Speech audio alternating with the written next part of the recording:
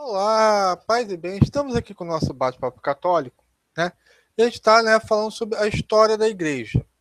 E nesse capítulo 2, né, nessa parte 2, eu quero falar sobre o Concílio de Jerusalém, né? E antes disso, né, eu quero que as pessoas entendam uma coisa bem simples, né? O que é doutrina com disciplina? Por exemplo, disciplina é o fato, por exemplo, de uma igreja, né, os homens e as mulheres sentarem em lugares distintos, né?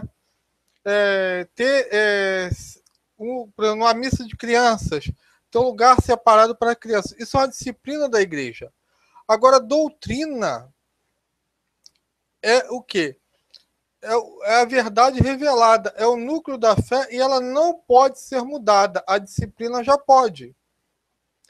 Então, por exemplo, uma análise, né, disso. Os protestantes, o que eles têm? Qual a doutrina protestante? Vamos lá. Uns acreditam que o batismo pode ser dado a crianças, outros dizem que não. Uns dizem, né, que pode ter bispa ou então ministras femininas, outros dizem que não. Então isso é muito importante para você perceber isso, né? Que diversas doutrinas, diversas seitas protestantes têm doutrinas diferentes. Quando eles divergem da doutrina, eles se separam. O que não acontece na igreja primitiva, que eles falam tanto, né? Que eles são igreja primitiva, mas você tem uma coisa completamente diferente. É só ler em Atos 15, né?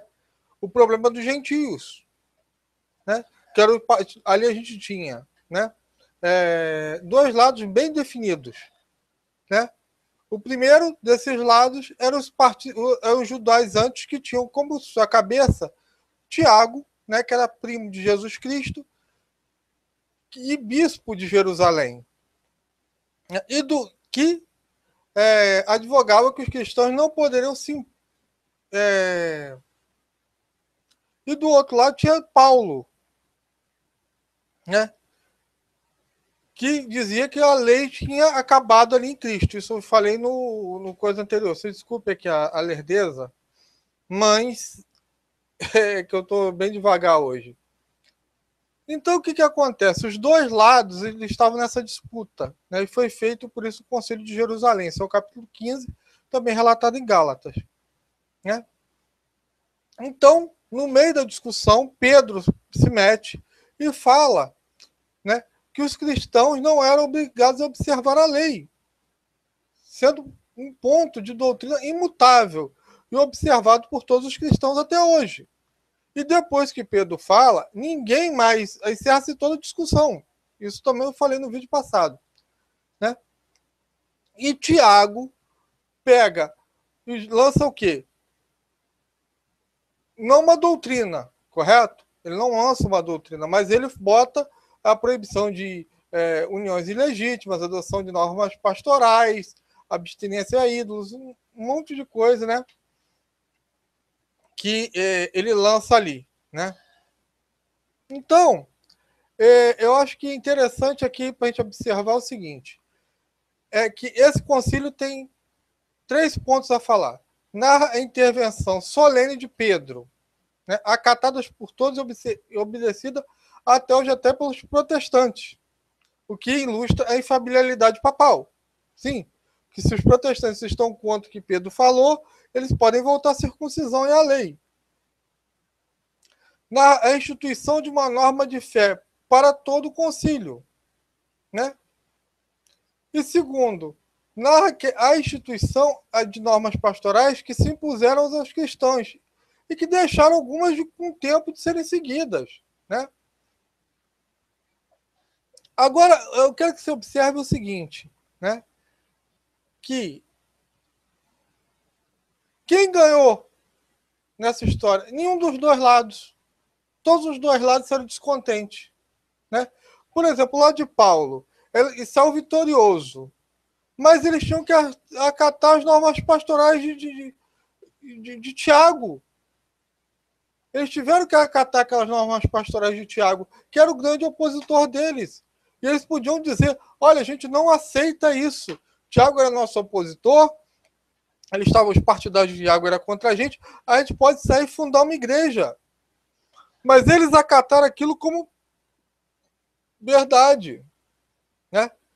Paulo podia até dizer que teve uma experiência pessoal com Jesus e que ninguém se devia se preocupar com o que come e bebe e fundar a igreja dele, Jesus bonito e cheiroso, né? E fundava uma igreja. Somos mais em Cristo e tal, né? E Tiago, por sua vez, ele perdeu a discussão, né? Porque, olha só, ele teve que acatar e ouvir, né? Que ele estava errado. Então, por fim, né, Tiago também poderia ter motivos para abrir uma nova igreja. Vocês entenderam o que eu estou falando? Todos os dois lados saíram perdendo. Tiago perdeu porque o lado dele perdeu. Pedro deu razão a Paulo.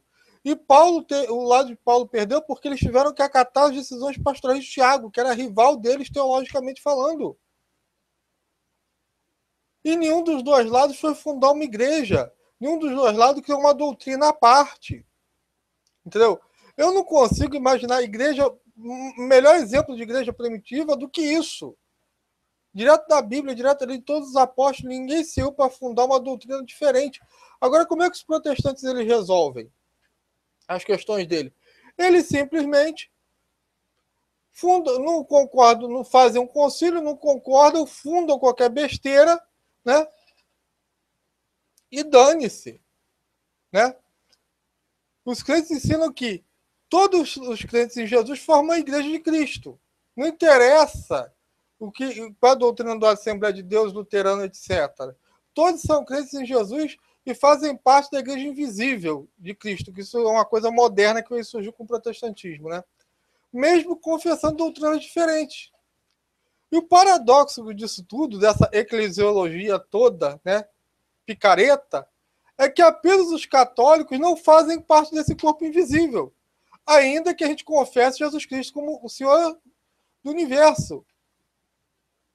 Vocês deram para entender isso? Quer dizer, não importa para eles a doutrina, contanto que não seja católica, apesar de eles serem parasitas de nossos, eles dizem que são a igreja primitiva, mas você acabou de ver que a igreja primitiva, né, capítulo 15 de Atos dos Apóstolos, você tem toda a descrição de dois lados opostos, com doutrinas completamente diferentes, pela providência divina. Nenhum dos dois lados saiu ganhador, e nenhum dos dois lados, né, fundou uma igreja, saiu para se separar do corpo de Cristo. E olha que Tiago e Paulo podiam fazer isso tranquilamente.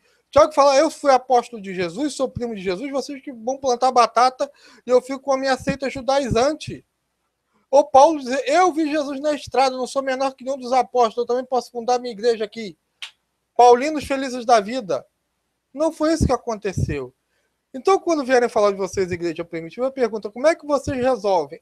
Qual concílio que vocês têm? Né? O concílio deles é esse, é fundar outra igreja, não, entendeu? E tá esse monte de doutrina protestante aí pra gente não deixar negar, né? Paz e bem, até a próxima. Espero que vocês tenham entendido, apesar da minha vagareza aqui, tá? Que Jesus acompanhe todos vocês, né? E Maria também. Amém.